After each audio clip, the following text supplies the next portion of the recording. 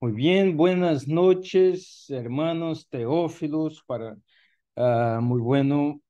Vamos a empezar entonces más el encuentro de hoy, ya adentrando en las cartas paulinas. Hoy vamos a contar con la participación especial del hermano Jorge Luis Carbonell, que es un estudioso de San Pablo. Y pediría entonces a nuestra hermana Marta, por favor, que puede sacar su silencio y hacer la oración inicial. Para así empezamos el encuentro. Buenas noches, en el nombre del Padre, del Hijo, del Espíritu Santo. Amén. Señor, te damos gracias por todas las bendiciones que recibimos día a día. Te doy gracias por este grupo de oración de teófilos, que podamos abrir nuestro corazón al Espíritu Santo. Te damos la gracia de ser apóstoles, como lo fue Pablo, ayudantes de Cristo, encargados de enseñar los secretos del plan de Dios, llevarlo a muchos. Te ofrecemos esta hora para encontrarnos con Él, con el Dios de la vida. Te pedimos por la paz mundial y por todas las familias. En el nombre del Padre, del Hijo, del Espíritu Santo. Amén. Gracias, Marta. Gracias por tu oración. Muy bueno por la paz en el mundo, acá en Panamá. Gracias a Dios salió. Esperamos que finalice todo ese proceso que estamos pasando acá y que el país pueda seguir adelante. Igualmente en Israel, en Ucrania y todos los países que están sufriendo con la guerra. Bueno, sin más delongas, entonces sin más demoras, pasamos la palabra a nuestro charlista de hoy. Gracias, Jorge Luis, por tu apoyo, hermano. Muchas No, gracias. no, no. Muchas gracias a ti, Rubén, por la invitación y buenas noches. Rubén me pidió el favor que facilitara eh, esta hora sobre Corinto y sobre Corinto, sobre Áquila, Prisca o Priscila y Silvano o Silas. Y a mí se me ocurrió hacer algo diferente que creo que les va a gustar, porque este es un tema que me remonta a mí al sínodo que hubo sobre la nueva evangelización. Y yo creo que este es un tema que para todos nosotros que estamos en el camino es muy importante. ¿Por qué la iglesia está llamando a nuevas formas de evangelizar? Y creo yo, y yo no, hoy no vine a dar respuestas, hoy vine más bien a hacer preguntas para que todo el mundo se pregunte. Eh, ¿Por qué se están buscando nuevas formas de evangelizar? Yo creo, esto es una hipótesis, que una de las razones es porque las formas tradicionales ya no están funcionando. Y en consecuencia, pues no tenemos suficientes sacerdotes, no tenemos suficientes, digamos, laicos comprometidos y las nuevas generaciones. Es muy complicado evangelizarlos. Yo lo digo porque tengo 5 hijos, tuve esa bendición y entonces pienso que se pueden hacer alguna cosa diferente. Entonces, con el tema este de Corinto, yo recuerdo una charla que acabo de reconstruir y que les voy a presentar. Y es sobre Áquila y Prisca.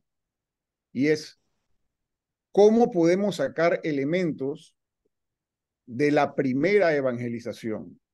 Cómo podemos sacar elementos de la primera evangelización para que nos ayuden a buscar una forma de poder tener una nueva evangelización, pero entendiendo evangelización como un nuevo estilo de vida, un nuevo estilo de vida. Entonces, esta es la propuesta. Yo sé que a mí Rubén me ha dicho que a muchos de ustedes les encanta ver la Biblia en la National Geographic o en el History Channel, así que bueno, hoy vamos a hacer una, una propuesta de un episodio histórico y nos vamos a valer de las fuentes paulinas, bíblicas obviamente, Hechos de los Apóstoles, cartas de Pablo, y además de eso, algunas fuentes extrabíblicas para poder corroborar algunos hechos.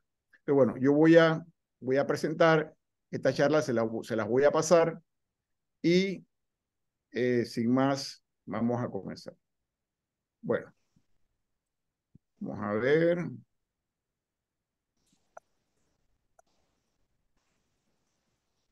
Ok, vamos a hablar sobre la primera evangelización.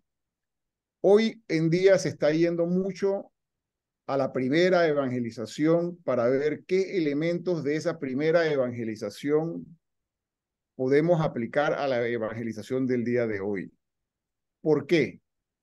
Porque históricamente cuando Jesús muere, hay aproximadamente unos 400 discípulos, unos 400 judíos que creen que el Mesías había resucitado, 400. Y 3 siglos más tarde, hay aproximadamente 6 millones de cristianos. No había Facebook, no había Internet, no había televisión. Entonces, ¿cómo fue posible que este grupo, en contra de todo, los martirios y demás, se volviesen tan numerosos? Entonces, una de las hipótesis es que la evangelización debe ser un cambio en el estilo de vida, un cambio en el estilo de vida inspirado en Jesús y que lo podemos ver en estas primeras comunidades. Entonces, esa es la propuesta del día de hoy y vamos a darle un recorrido a esa primera evangelización, cómo se da, y tenemos algunos datos bíblicos, algunos datos extra bíblicos y otros que vamos nosotros a contextualizar. Lo primero, estos son los llamados 4 viajes misioneros paulinos. Y digo los llamados 4 viajes misioneros paulinos porque el primer viaje sabemos que está en el libro de los Hechos de los Apóstoles y que el encargado de ese viaje es más Bernabé que Pablo, y no sabemos mucho de ese viaje. En realidad sabemos más del segundo viaje de Pablo. Y el segundo viaje de Pablo ahora lo vamos a poner en su contexto, ¿no? Y vamos a regresar a este mapa. Aquí está Corinto. Aquí está Atenas, de donde venía Pablo hacia Corinto. Aquí está Éfeso, que va a ser otra de las ciudades protagonistas. Aquí había como una semana de navegación y acá está Roma. ¿Okay? Entonces, nuevamente, esto se lo voy a pasar a Rubens para que Rubens se lo facilite. Ahora, ¿qué pasa? El relato normativo, la norma, la regla, lo que todos oímos con respecto a la primera evangelización y que yo propongo como una hipótesis que es demasiado limitado, entonces no podemos aprender de ella, es la siguiente. Jesús le dice a sus apóstoles que salgan a predicar el evangelio. Los apóstoles salen a predicar el evangelio y las multitudes se convierten. Las multitudes se convierten y se forman las iglesias. Esto es una forma muy simplista. Aquí tengo a Pedro porque una variación de ese relato normativo sería decir, tengo un encuentro con el resucitado, esto es justo después de Pentecostés, donde se da el discurso de Pedro, se convierten miles y arranca la iglesia, la gran iglesia. Y en realidad esto es una forma muy resumida y que no nos da los elementos suficientes para poder entender de verdad cómo fue esta primera evangelización. No fue tan sencillo como el predicar y que el predicar convirtiese a tanta gente. Y lo vamos a ver con nuestros protagonistas que vamos aquí ya a introducir. La historia de Áquila y Prisca, o Priscila, dependiendo de la traducción que tengan ustedes.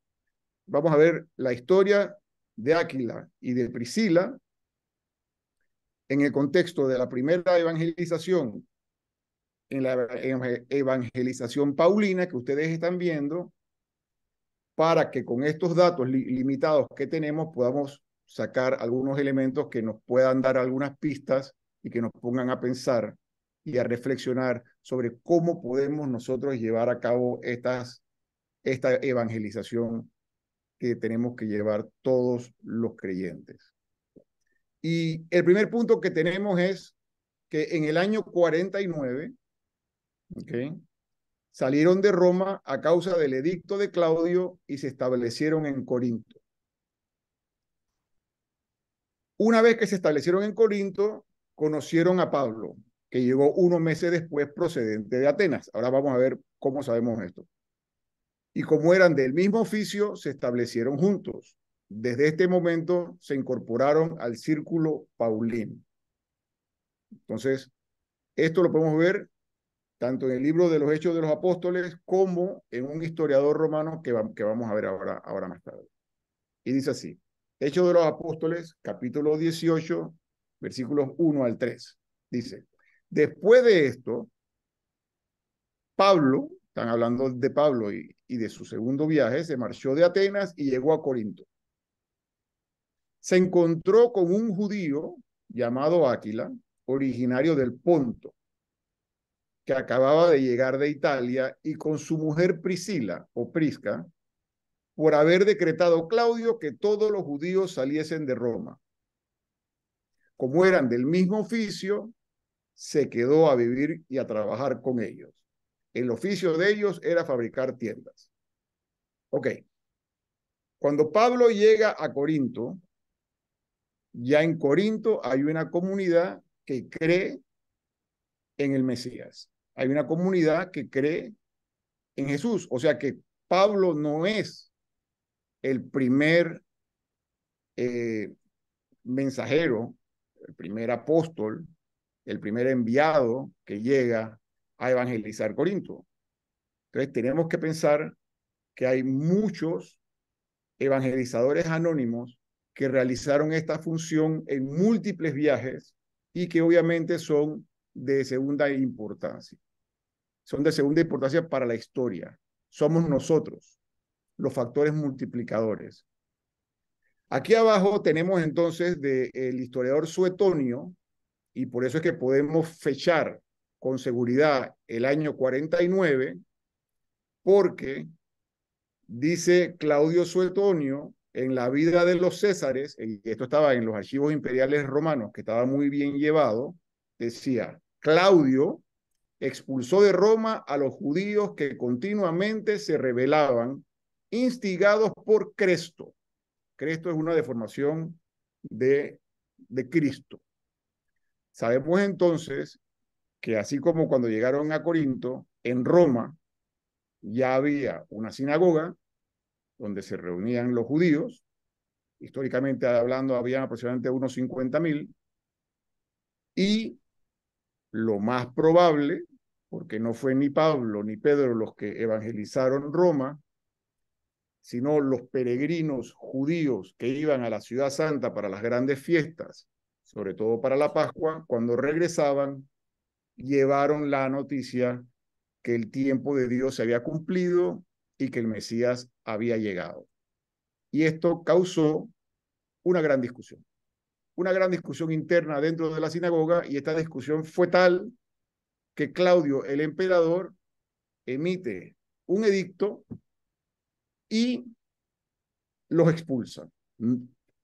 Exagera un poco decir el libro de Hechos de los Apóstoles, que se escribe muchos años después. Estos temas que estamos diciendo de que están en el año 51, en el 49, etcétera, y el libro de los Hechos de los Apóstoles se escribe hacia finales del siglo I, principios del siglo II, y ya pues idealiza un poco. No fueron todos. Lo más seguro que fueron los cabecillas, las personas que estaban convencidas de que Jesús era el Mesías, que Jesús y el Mesías es el Cristo. Entonces, estas personas fueron expulsadas, y por eso nos encontramos con Áquila y con Priscila en Corinto, como nos dice el libro de los Hechos de los Apóstoles. Quiere decir que Áquila, que era un judío originario del Ponto, y su mujer Priscila no renegaron de su fe en Jesús ante el edicto de Claudio. Pero lo más probable es que mucha gente, cuando se dio el edicto, dijeran, ¿sabes qué? Yo mejor me salgo de la discusión y no hablo del tal Cristo o del tal Cresto, y ya me salgo del problema y no tengo que ser expulsado, ¿no? Soy consecuente con mis acciones. Tenemos un judío del Ponto. El Ponto es un lugar que está un poco más arriba de Tarso. Son los judíos de la diáspora. Estos judíos de la diáspora ya casi no hablaban hebreo, hablaban griego. Por eso es que la Biblia se tuvo que traducir el Antiguo Testamento al griego, la Septuaginta, la Biblia de los 70.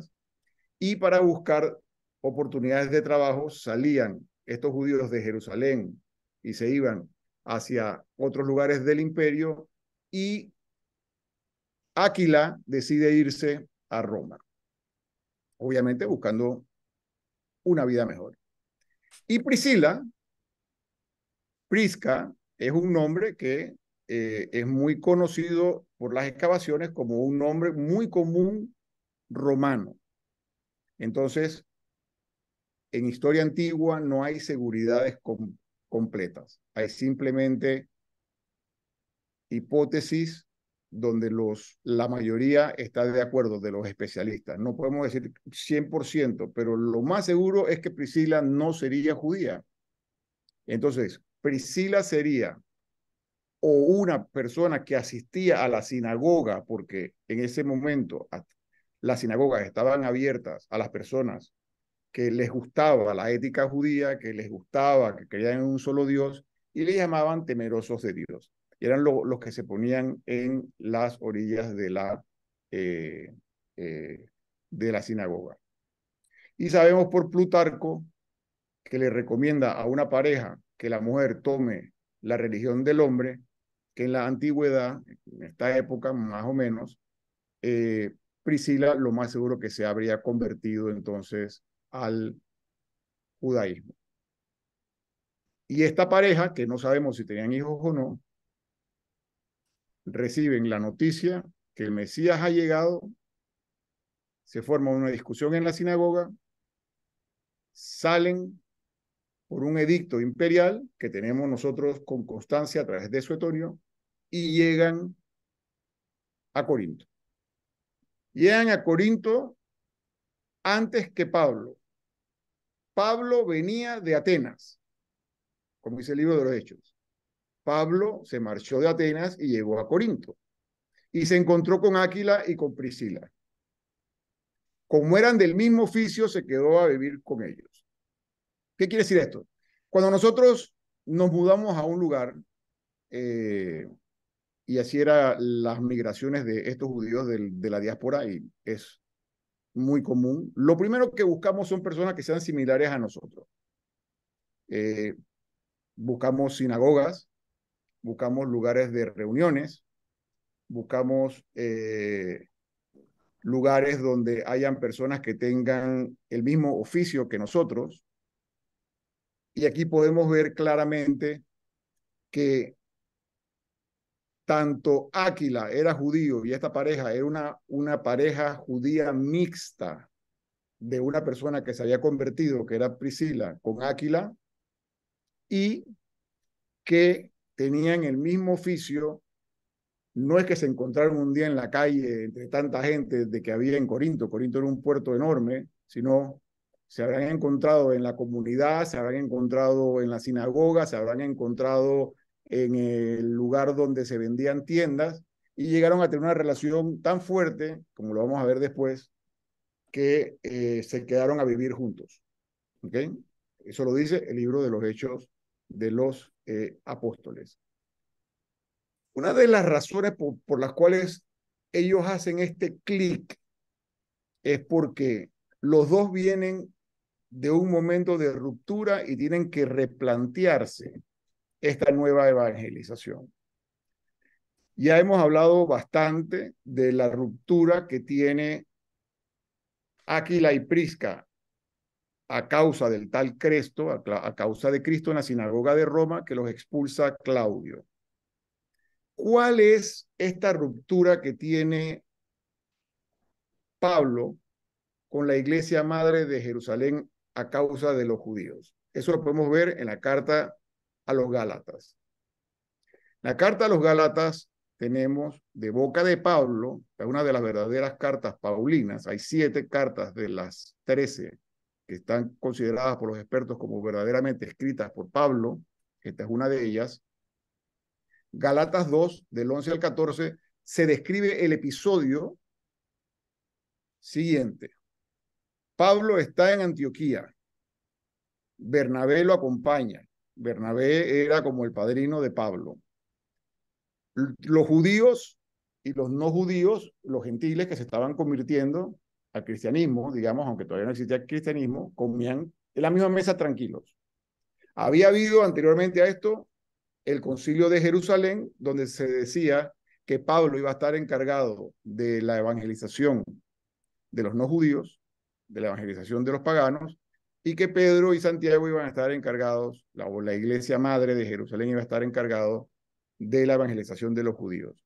Pero definitivamente que como este episodio es histórico, porque está dentro de la carta de Pablo cuando le escribe a los Gálatas, no se habían puesto de acuerdo con respecto a compartir las mesas. Dice así: pero cuando Pedro vino a Antioquía, dice Pablo, me opuse a él cara a cara, porque era de condenar. Porque antes de venir algunos de parte de Santiago, o sea que habían llegado, justo habían llegado una delegación de Santiago de Jerusalén, él comía con los gentiles, pero cuando vinieron los de Santiago, empezó a retraerse y apartarse porque temía a los de la circuncisión, o sea, temía a los de Santiago, temía a los judaizantes. El resto de los judíos se reunió en su hipocresía, de tal manera que aún Bernabé fue arrastrado por la hipocresía de ellos. Cuando yo vi que no andaba con rectitud en cuanto a la verdad del evangelio, le dije a Pedro, este es Pablo enfrentando a Pedro: si tú, siendo judío, vives como los gentiles y no como los judíos, ¿por qué obligas a los gentiles a vivir como los judíos? Bien, sabemos este episodio porque lo tenemos en la carta a los Gálatas, de este enfrentamiento que hubo y que creó una ruptura. Creó una ruptura porque Bernabé y Pablo eran personas muy cercanas y Pablo emprende el segundo viaje y no va con Bernabé, rompe con Bernabé. El libro de los Hechos de los Apóstoles lo romantiza un poco y lo dice que era causa de Juan Marcos, pero lo más seguro que era causa de que no se ponían de acuerdo en este tipo de cosas.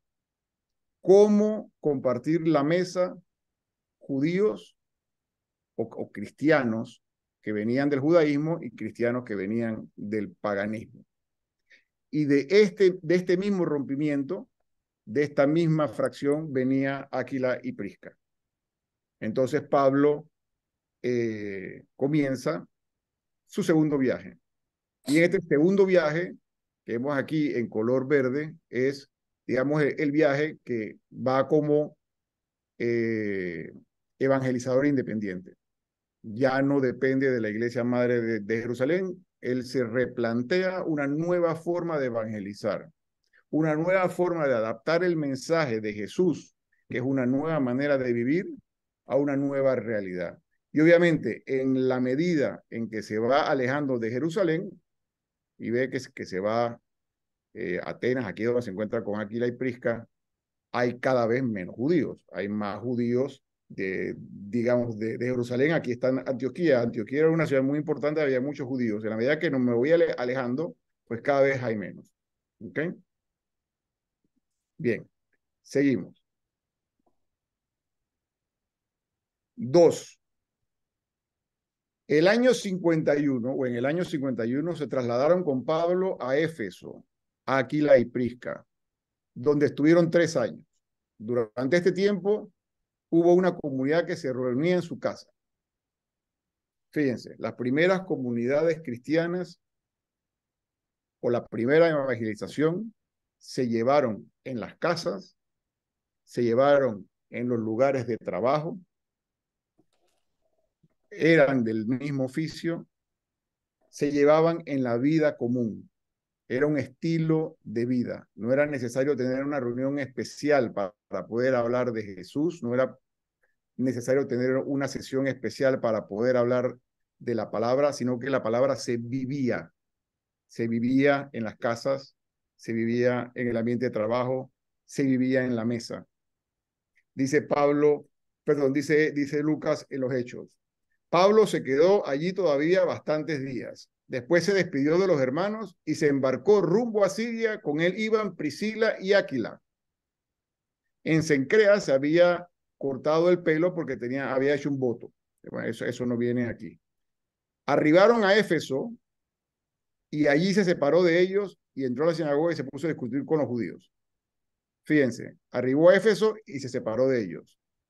Quiere decir que esta pareja que venía de Roma y que fue expulsada de Roma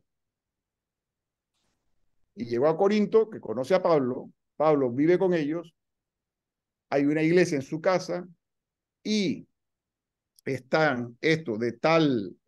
hacen tal amistad que acompañan a Pablo a Éfeso.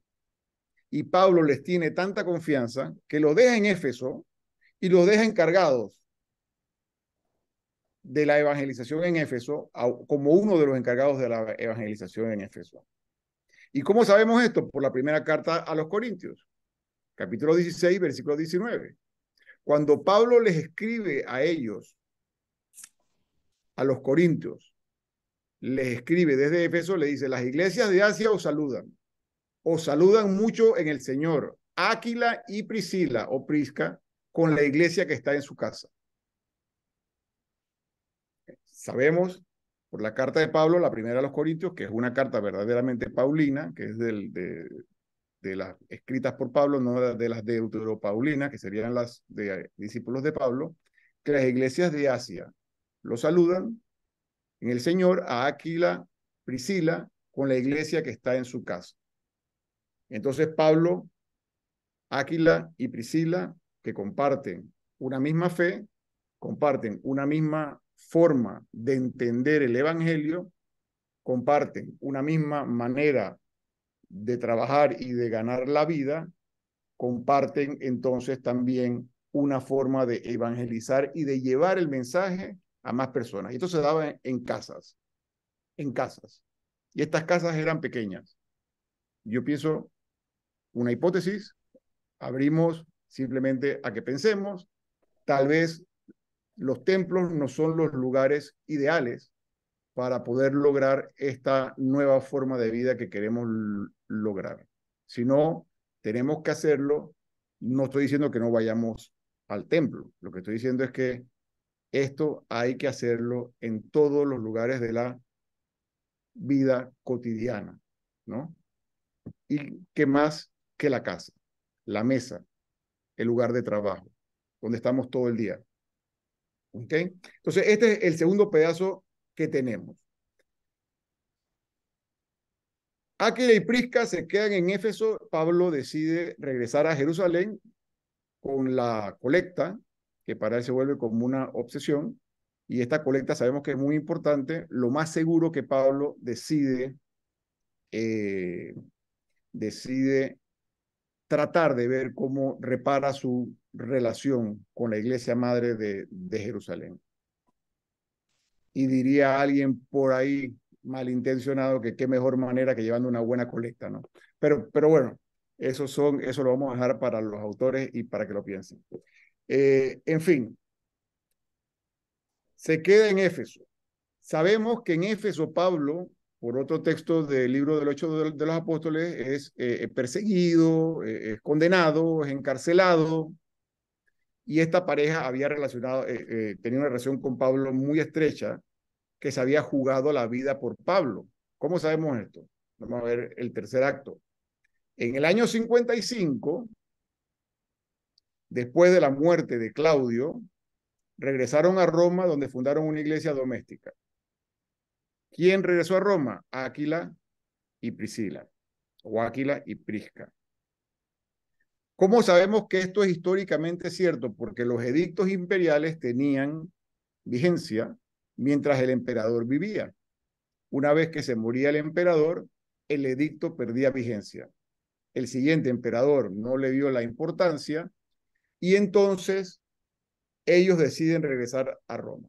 ¿Cómo sabemos? Porque Pablo les escribe desde Corinto una de las cartas mejor pensadas a una comunidad que él no conoce, que nunca ha estado, pero si ustedes leen con detenimiento la carta a los romanos, van a notar la cantidad de nombres que Pablo tiene dentro de esa carta, la cantidad de nombres que Pablo conoce ya en Roma. Las noticias viajaban muy rápido y es muy probable de que esos judíos que fueron expulsados por Claudio junto con Áquila y Priscila jugaron un papel fundamental también en las comunidades paulinas. Entonces Pablo le escribe en esa carta a los romanos, le dice, saludad a Priscila y Áquila, mis colaboradores en Cristo Jesús. Le está escribiendo ahora a los romanos, los cuales expusieron su vida por mí. Está hablando cuando estaba en Éfeso y lo corretearon y lo metieron preso y se metieron en ese problema. A quienes no solo le doy las gracias, sino todas las iglesias de los gentiles. Saludad también a la iglesia que está en su casa. Ya también hemos visto que aquí hay una diferencia. Ya no se están reuniendo en la sinagoga.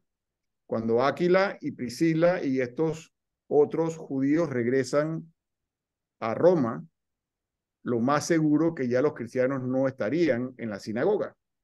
Y las reuniones ahora se están dando en las casas.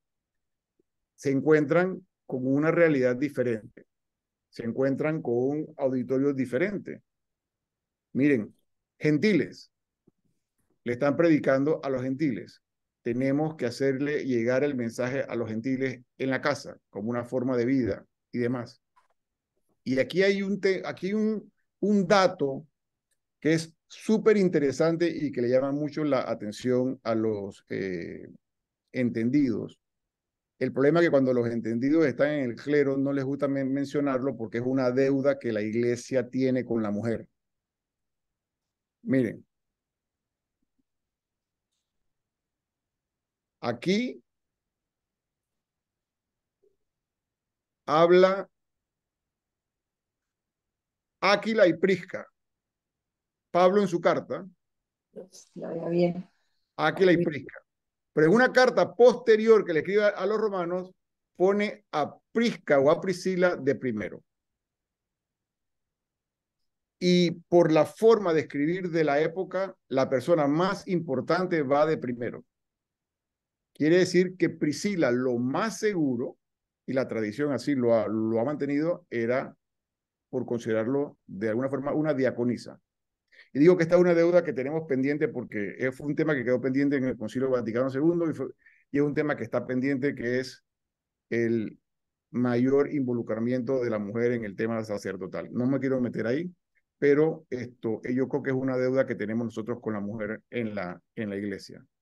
Pero ya podemos ver que dentro de la primera evangelización se menciona en las cartas paulinas que están ustedes estudiando cualquier cantidad de nombres de mujeres que tienen puestos importantes. Y aquí vemos claramente cuando él le escribe a los romanos que Priscila pasa a primer plano. Cuando se habla del primer viaje de Pablo con Bernabé, se dice que les impusieron las manos y que se fue Bernabé con Pablo. Bernabé va de primero. Y cuando regresan, que parece que Pablo se vuelve más importante, ya es Pablo y Bernabé. Ahora acá la cosa se dio la vuelta. Priscila es más importante.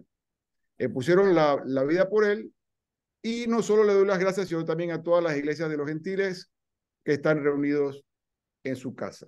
Forma de evangelizar sigue siendo un estilo de vida diferente. Y esto llama a varias reflexiones, ¿no? ¿Qué podemos aprender nosotros de esta primera evangelización? Una de las cosas es que la primera evangelización no fue un suceso que ocurrió y que se predicó y que se convirtieron en multitudes. Esto fue un acto de perseverancia de uno a uno, donde se reunían y se hablaban en la vida cotidiana. Y yo creo que esto es algo que nosotros tenemos que recuperar. Esto es algo que nosotros tenemos que recuperar. Era una manera de vivir. Era una manera de vivir que estaba tan arraigada con las ganas que yo tenía de vivir que muchos dieron su vida por ella. Hasta cierto punto, Áquila y Priscila dieron su vida. O sea, la vida que tenían en Roma. La única razón por la que salen es por el edicto de los problemas que están causando a causa de Jesús, a causa de Cristo. Y ellos, en vez de renegar la fe, deciden irse. Deciden irse. ¿Por qué? Porque esto se ha convertido en una forma de vida. Y bueno, aquí termina el cuento, no, la historia, para que no tengan que ir a ver el tema en la National Geographic, de los datos que tenemos de Áquila y de Prisca y del recorrido que hacen ellos junto con la misión y cómo los misioneros secundarios fueron muy, muy, muy importantes en la primera evangelización.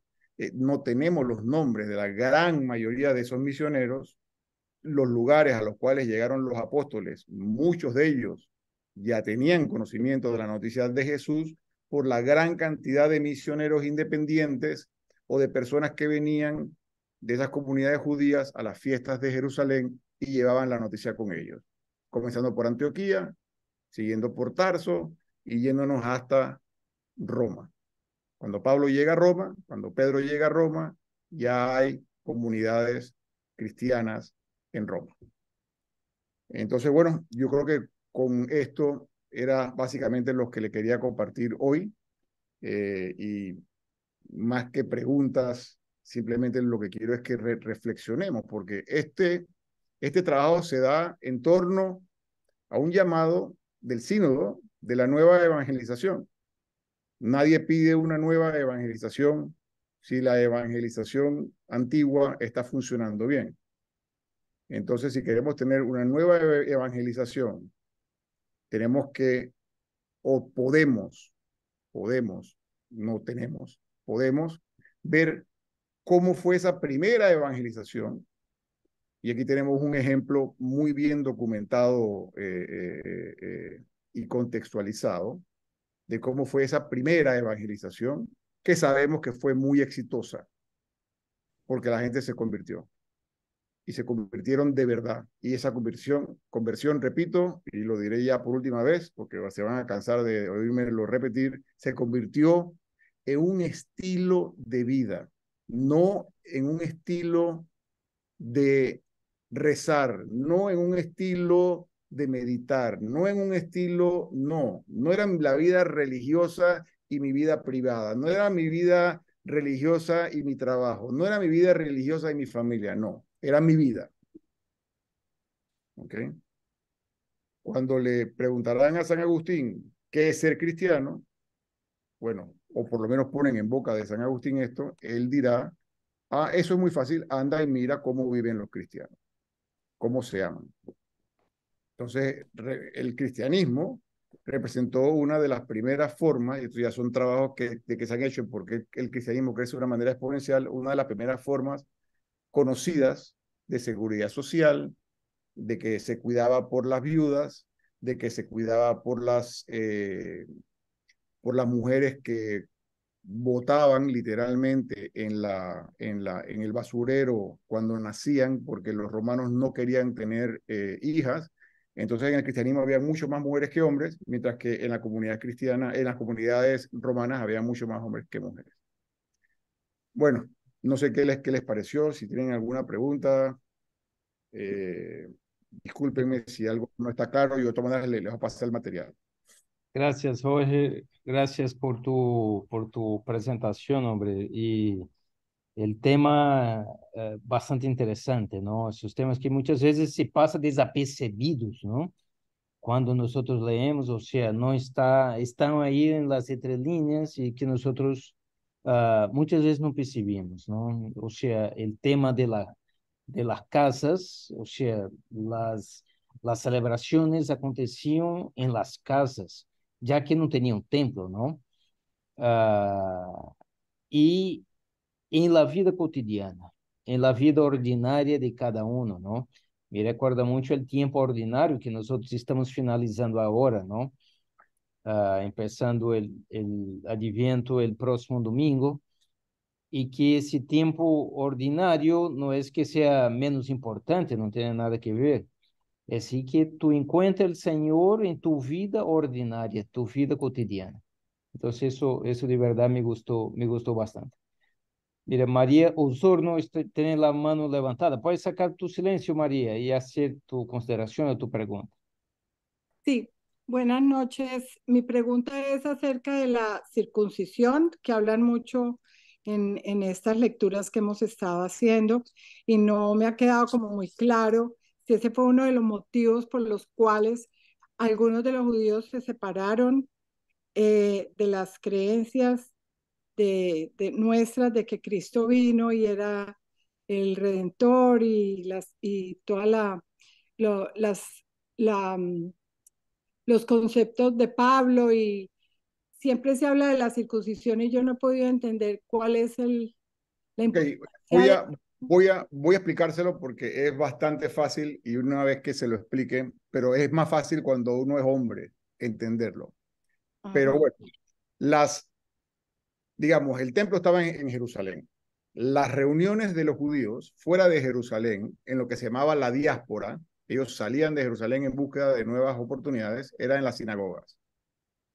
Pero las sinagogas estaban abiertas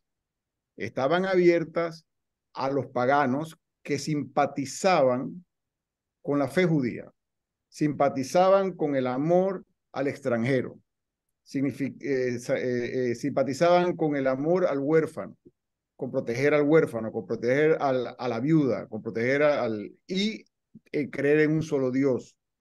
Le gustaba la ética judía. Entonces, en la sinagoga se hacían 3 ruedas. La primera rueda estaban los judíos.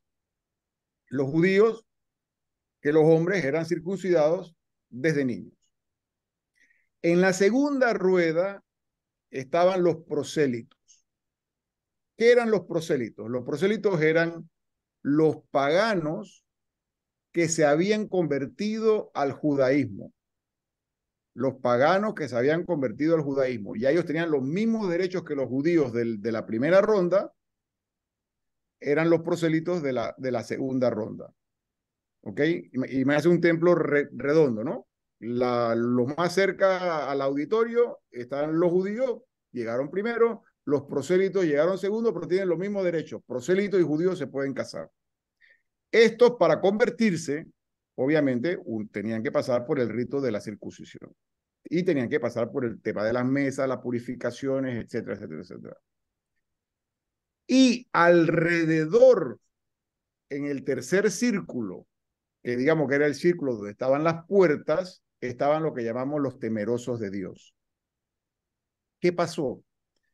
Obviamente, cuando Pablo llega a estas comunidades a evangelizar, él va, como dicen todas las cartas, primero a la sinagoga. ¿Por qué? Porque la promesa mesiánica es una promesa que se le hace al pueblo judío.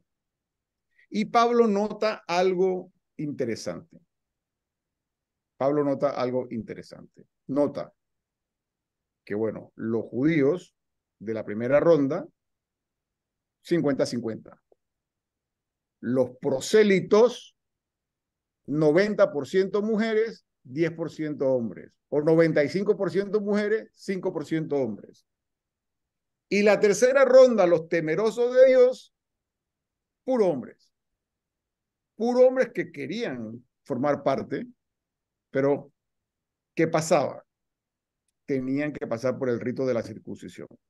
Imagínese usted circuncidar a un varón mayor en el siglo primero, con las herramientas del siglo primero, si no te morías de una septicemia, o sea, la gente no se convertía. Entonces Pablo dice, hey, aquí hay una oportunidad porque por ya el rito de la circuncisión se hace innecesario por la fe en el Mesías. ¿Okay? Y esta fue una de las discusiones de que llevó al concilio de Jerusalén.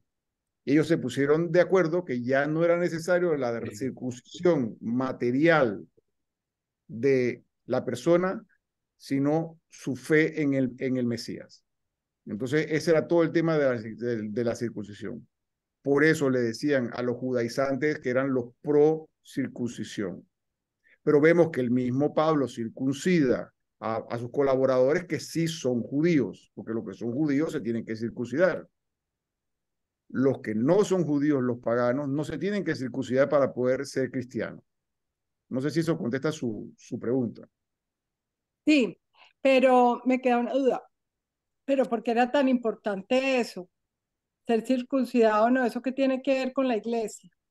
Porque durante el exilio en Babilonia, y aquí tenemos que echar hacia atrás, durante el exilio en Babilonia, una vez que Babilonia invade y destruye el primer templo, que es el templo que construye Salomón, y se lleva a todo el reino del sur, el reino de Judá, se lo lleva al destierro, los sacerdotes comienzan y comienza el concepto de la sinagoga. Y uno de los ritos que se hace muy importante es el sábado como descanso y el rito de la circuncisión como una nueva forma de sacramento con Dios. ¿Por qué? Porque los babilonios no se circuncidaban, los otros pueblos vecinos sí. Entonces la circuncisión se convirtió y ellos lo retrotrayeron a Abraham. Entonces ya Abraham ha mandado el rito de la circuncisión a todos los judíos. Entonces era muy importante ese rito de ellos, como para nosotros es, digamos, el rito del bautismo o de la Eucaristía. ¿Okay? Entonces, era un rito sumamente importante. Jorge, Ok, Para muchas el pueblo cristiano no era necesario y para eso fue que el concilio de Jerusalén se hizo, para que se quitara ese requisito y ya ahora en forma un poquito más, que nos podemos reír un poquito más, entonces ahí sí los temerosos de Dios se convirtieron al cristianismo bien rápido, sin tanto problema, por no pasar por ese requisito doloroso y peligroso en el siglo primero. Acuérdense, estamos hablando hoy en día en un hospital no, estamos hablando del siglo primero con una piedra bien afilada y entonces decían, dije, bueno, no, déjame como temeroso de Dios. No sé si alguien más tiene alguna pregunta. muchas Jorge, gracias. una Tengo pregunta, una Jorge. pregunta. Yo Sí, tengo una pregunta. dale, Leandro. Yo tengo entendido, por lo que he leído, que la circuncisión era la marca de Dios para la primera promesa que se hizo del el judaísmo con el Dios de Abraham, Yahvé. Que esa era la marca de Dios, o vamos a decir, no la marca, sería como el emblema, pues, de que estaban cumpliendo con las órdenes emanadas a Moisés. Eso es lo que yo tenía entendido, que de allí venía eso. Esa era la marca de ellos como judíos. Exacto, y la retrotrayeron más atrás que Moisés, la retrotrayeron al pacto con Abraham. Ajá, Pero recuérdese que cuando la Biblia se escribe, por eso es importante pues estos cursos, la Biblia se escribe desde la perspectiva del destierro en Babilonia, que es donde realmente se están circuncidando, y retrotraen la costumbre y lo ponen en boca de Abraham, ¿ok? Y lo ponen como uno de los ritos importantes, así como el sábado. Si Dios descansó el sábado, luego entonces todos tenemos que descansar el sábado. Ese sería el primer relato de la creación, que ese relato de la creación es de orden sacerdotal, también escrito en el destierro, en Babilonia, pero que lo ponen como el Génesis 1:1, ¿no? En el principio. Pero sí, para un judío, el tema de la circuncisión es un tema fundamental. bien. Pero no hay que tomarlo literal, que Dios y Abraham llegaron a ese acuerdo, que Dios y Moisés llegaron a ese acuerdo, sino que es un signo distintivo que tiene una gran carga teológica dentro del pueblo judío que se dio en un momento determinado para diferenciarse porque su religiosidad se estaba poniendo en peligro con la religiosidad de los babilonios, que era politeísta, que creían en los astros, que creían en los monstruos marinos y demás. Entonces el sacerdote comienza a crear estos ritos dentro de la sinagoga. De hecho, ahí se crean las primeras sinagogas porque el templo ha sido destruido para que el pueblo mantenga su identidad. O sea, lo importante aquí es mantener la identidad del pueblo. Bien. Jorge, ¿qué Gracias. característica tiene la ciudad de Corinto? Y igualmente, o sea, y esa característica que configura, qué marcas trae en los dos libros que tenemos en la Biblia. O sea, que es una marca presente siempre en las comunicaciones de Pablo a esta comunidad. Bueno, la comunidad de Corinto, número uno, fue de todas, en ese segundo viaje, en todas las cartas paulinas, fue la comunidad que más dolores de cabeza le dio a Pablo. ¿Por qué? Porque Corinto es un puerto y todos sabemos cómo es el puerto. El puerto es cosmopolita, hay de todo. Llegan todos, porque hay mucho comercio. Entonces llega todo tipo de creencias de todos lados y llegan misioneros y llegan personas hablando de diferentes religiones. Inclusive había mucho comercio con la religiosidad. Una de las razones por las cuales corretean a Pablo y lo quieren meter preso es porque Pablo está atentando contra la venta de Artemisa, de las estatuitas de Artemisa, que era una diosa que se vendía mucho, porque si decías que había un solo dios, entonces pues estaba atentando contra ese tipo de comercio, ¿no? Entonces, siendo Corinto una ciudad tan cosmopolita, es una ciudad bien complicada. Y hoy en día lo vemos igual, o sea, tratar de evangelizar un puerto no es lo mismo que evangelizar un pueblo del interior. Así que a diferencia de Jesús, que se movió generalmente en pueblos del interior, digamos, en pueblos, en escenarios secundarios, Pablo decide llevar el evangelio muy probablemente convencido que es el final de los tiempos a las grandes ciudades. Y Corinto era una gran ciudad con un gran puerto y muy cosmopolita que le dio muchos dolores de cabeza a Pablo, pero estas comunidades paulinas en la segunda generación, o sea, digamos en el segundo siglo, que ya le llaman realmente la tercera generación de cristianos, surgen con mucha fuerza, con mucha fuerza. Al final del día, la forma de entender a Cristo resucitado tal cual como hoy lo vemos, es muy paulino. Pablo fue instrumental. Y Pablo fue instrumental, y volviendo al tema que nos ocupó hoy, porque Pablo siempre entendió, obviamente Pablo no conoció a Jesús, Pablo no vivió con Jesús, así que él no lo vio como una, o sea, él no lo había entendido vivencialmente como una forma de vida, sino que él llegó a esa conclusión después de haberlo hecho. Y hay una hipótesis, nuevamente, una hipótesis que el Damasco de Pablo,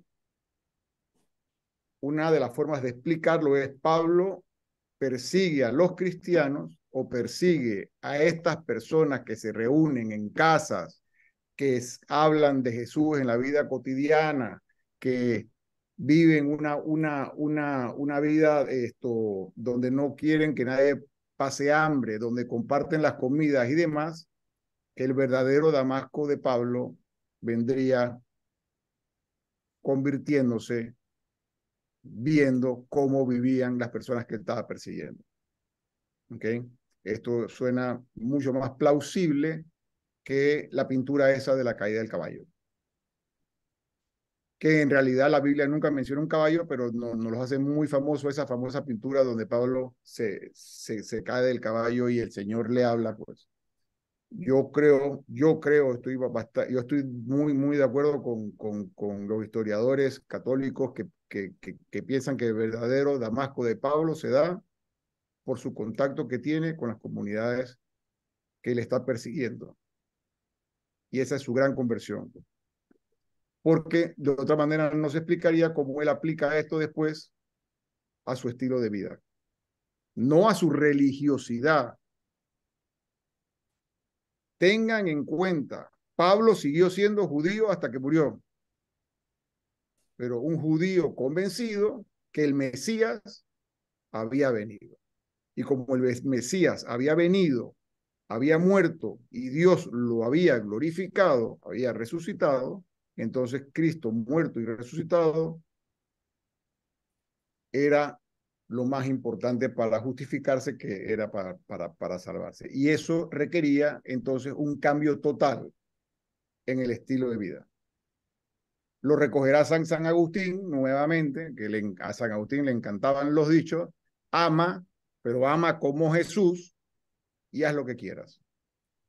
Si tú amas como Jesús, haz lo que quieras, porque no vas a hacer nada malo, no vas a incumplir ninguno de los mandamientos. El mandamiento más importante sería entonces el mandamiento del amor. Si yo amo, amaré a Dios sobre todas las cosas. Si yo amo, no tomaré el nombre de Dios en vano. Si yo amo, santificaré la fiesta. Si yo amo, honraré a mi padre y a mi madre. Si yo amo, no mataré, no robaré, no codiciaré los bienes ajenos, la mujer del prójimo, etcétera, etcétera, etcétera, etcétera. El mandamiento del amor. A mí muy presente cuando vean los temas de la literatura de la tradición juánica. Cuando vean las cartas de Juan, están muy presentes. Muy bien. Gracias, hermano. Ya estamos llegando a la hora. No sé si alguien quiere hacer más algún comentario o alguna pregunta. O no más y podemos finalizar. Yo quería decir algo aquí que noté sobre todo en la primera carta a los Corintios, analizándola muy bien. El comienzo es muy diferente a todas las cartas. Y ahí se menciona a Cristo en 9 versículos, 9 veces. Un detallito que me llamó la atención. Pero después, a medida que voy leyendo y transcurriendo y analizando, veo que Pablo trata de enfocar y de llevar es la vida de Jesús. Después cambia a la vida del Espíritu de Dios o al Espíritu Santo por medio de Jesús. Es un cambio a medida que va avanzando la carta. Cuando está hablando de los matrimonios y cómo debía ser el matrimonio y si debían ser, los hombres deberían confiarse a la mujer y la mujer al hombre, etcétera, etcétera. Ahí se nota mucho más, porque Cristo nunca, que se sepa, nunca se casó. Yo les recomiendo, ok, que lean las cartas y las lean siempre pensando en que esas cartas fueron escritas para una comunidad, en este caso Corinto, Ajá. en un momento específico, para una problemática específica. Entonces, teniendo una Biblia católica a la mano, la Biblia de Jerusalén o la Biblia latinoamericana o la Biblia, ¿cómo se llama esta? Biblia de nuestro pueblo, que es la versión latinoamericana de la Biblia del peregrino.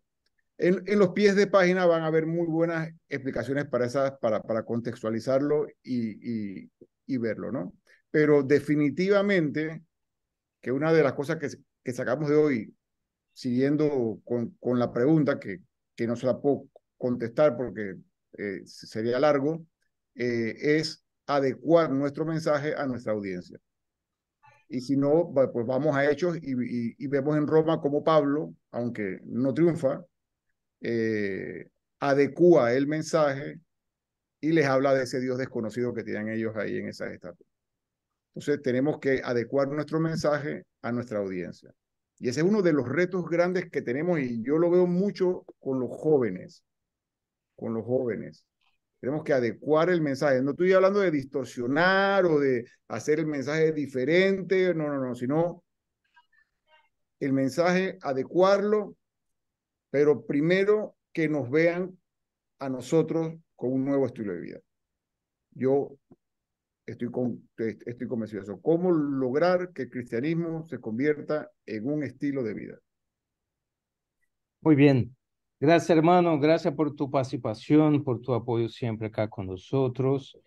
Te agradecemos de verdad mucho ese encuentro de hoy, ¿sí? Por toda tu preparación y por traernos ese tema tan interesante que, como tú dices, o sea, muchas veces se pasa desapercibido y que hay que utilizar essas leituras para reflexionar e como nós podemos de verdade melhorar como cristianos e também melhorar nossa forma de evangelizar. Muchas gracias. Bueno, así no tenemos ningún cura para darnos la bendición final. Entonces, de esa forma podemos terminar. Terminamos hoy agradeciendo al Señor el encuentro de hoy, que nos siga acompañando en esa lectura y principalmente en este nuevo tiempo de nuestra iglesia, que es un tiempo tan rico, el tiempo del Adviento, a donde nosotros nos preparamos ahí para ese encuentro con el Señor. No el niño Jesús, no ese niño, no el Jesús histórico que ya nació. Eso ahí nosotros celebramos, recordamos, ¿no? Pero más que todo, prepararnos para nuestro encuentro con el Señor Jesús. Ese sí es lo más importante. Amén. Gracias, hermano. En nombre del Padre, del Hijo, del Espíritu Santo. Amén. Muchas gracias, Jorge. Gracias a todos. Hasta luego. Gracias. Hasta luego. Gracias, buenas noches.